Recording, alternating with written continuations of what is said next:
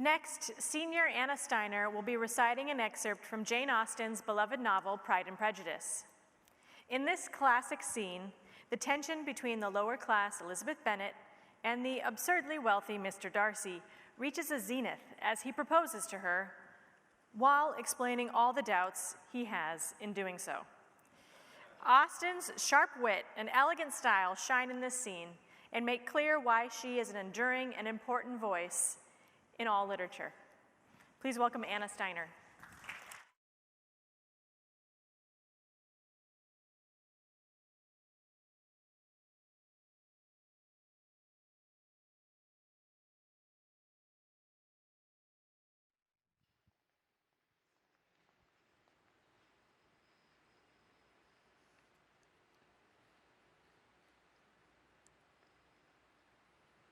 In vain have I struggled. It will not do. My feelings will not be repressed. You must allow me to tell you how ardently I admire and love you. Elizabeth's astonishment was beyond expression. She stared, colored, doubted, and was silent. This he considered sufficient encouragement, and the avowal of all that he felt and had long felt for her immediately followed. He spoke well, but there were feelings besides those of the heart to be detailed, and he was not more eloquent on the subject of tenderness than of pride.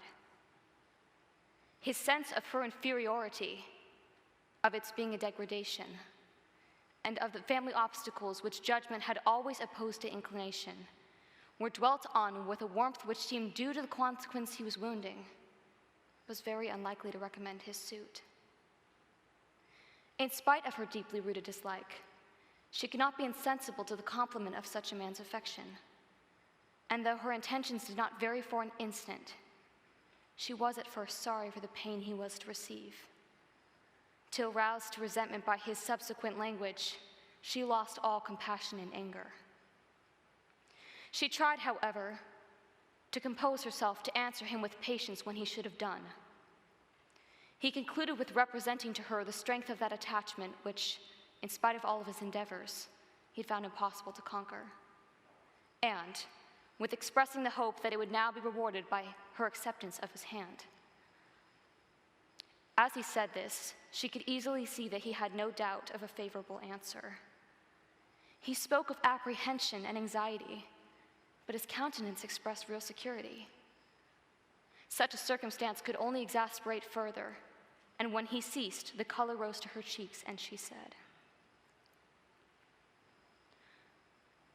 "In such cases as this, it is, I believe, the established mode to express a sense of obligation for the sentiments avowed, however unequally they may be returned. It is natural that obligation should be felt, and if I could feel gratitude, I would now thank you. But I cannot. I have never desired your good opinion, and you've certainly bestowed it most unwillingly. I am sorry to have occasioned pain to anyone. It was most unconsciously done, however, and I hope will be of short duration.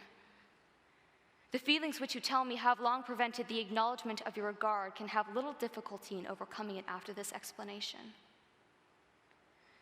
Mr. Darcy, who was leaning against the mantelpiece with his eyes fixed on her face, seemed to catch her words with no less resentment than surprise. His complexion became pale with anger, and the disturbance of his mind was visible in every feature. He was struggling for the appearance of composure and would not open his lips until he believed himself to have attained it. The pause was to Elizabeth's feelings dreadful. At length, in a voice of forced calmness, he then replied, "And this is all the reply which I'm to have the honor of expecting. I might, perhaps, wish to be informed why with so little endeavor at civility I am thus rejected, but it is of small importance." "I might as well inquire," replied she, "why with so evident a design of offending and insulting me, you chose to tell me that you liked me against your will, against your reason, and even against your character. Was this not some excuse for incivility if I was uncivil? But I have other provocations, you know I have. Had not my own feelings decided against you, had they been indifferent, or had they even been favorable, do you think that any consideration would tempt me to accept the man who's been the means of ruining, perhaps forever, the happiness of a most beloved sister? As she pronounced these words, Mr. Darcy changed color, but the emotion was short, and he listened without attempting to interrupt her while she continued. I have every reason in the world to think ill of you. No motive can excuse the unjust and ungenerous part you acted there. You dare not, you cannot deny that you've been the principal, if not the only means of dividing them from each other. Of exposing one to the censure of the world for caprice and instability, the other to its derision for disappointed hopes, and involving them both in misery of the acutest kind. She paused and saw with no slight indignation that he was listening with an air which proved him wholly unmoved by any feeling of remorse. He even looked at her with a smile of affected incredulity. Can you deny that you've done it? She repeated. With assumed tranquility, he then replied, I have no wish of denying that I did everything in my power to separate my friend from your sister, or that I rejoice in my success. Towards him, I have been kinder than towards myself. Elizabeth disdained the appearance of noticing this civil reflection, but its meaning did not escape, nor was it likely to conciliate her. But it is not merely this affair, she continued, on which my dislike is founded. Long before it had taken place, my opinion of you was decided. Your character was unfolded in a recital which I received many months ago from Mr. Wickham. On this subject, what can you have to say? In what imaginary act of friendship can you here defend yourself, or under what misrepresentation can you here impose yourself upon others? You take an eager interest in that gentleman's concerns, said Darcy in a less tranquil tone with a heightened color. Who that knows what his misfortunes have been can help feeling an interest in him? His misfortunes, repeated Darcy contemptuously. Yes, his misfortunes have been great indeed. And of your infliction, cried Elizabeth with energy, you've reduced him to his present state of poverty, comparative poverty. You've withheld the advantages which you must know to have been designed for him. You've deprived the best years of his life of that independence which was no less his due than his desert. You've done all this. And yet you can treat the mention of his misfortunes with contempt and ridicule. And this, cried Darcy, as he walked with quick steps across the room, is your opinion of me.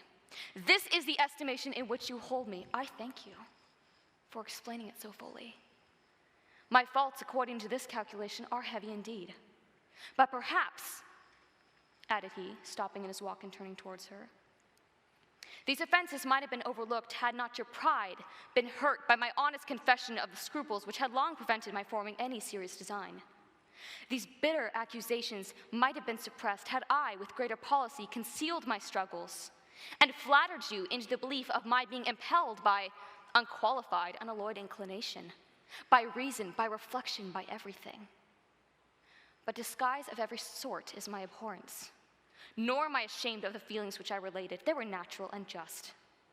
Could you expect me to rejoice in the inferiority of your connections, to congratulate myself on the hopes of relations whose condition in life is so decidedly beneath my own? Elizabeth felt herself growing more angry every moment, yet she tried to the utmost to speak with composure when she said, You are mistaken, Mr. Darcy, if you suppose that the mode of your declaration affected me in any other way than as it spared me the concern which I might have felt in refusing you, had you behaved in a more gentlemanlike manner. She saw him start at this, but he said nothing, and she continued. You could not have made me the offer of your hand in any possible way that would have tempted me to accept it.